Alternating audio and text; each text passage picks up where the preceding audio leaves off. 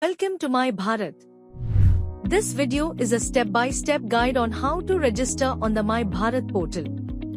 Visit mybharat.gov.in and select the Register Now button at the top. Now, select the Register button once again on the registration page. Next, enter your 10-digit mobile number or email ID and click the Get OTP button. Enter the OTP received and click the Verify OTP button. Let's now fill in your basic details on the registration form.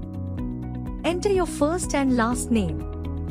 Enter the referral code if you have any.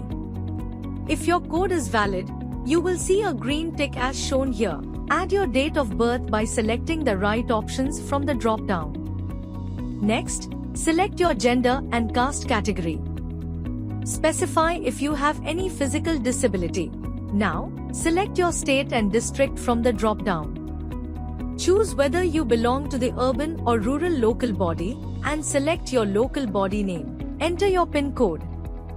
Next, select the youth type you belong to. If you do not belong to any specific youth type, select others. If you have any sports talent, select them from the drop-down. Give your consent to the terms of use. If you prefer, you may also give your consent to share your data with the National Career Service portal.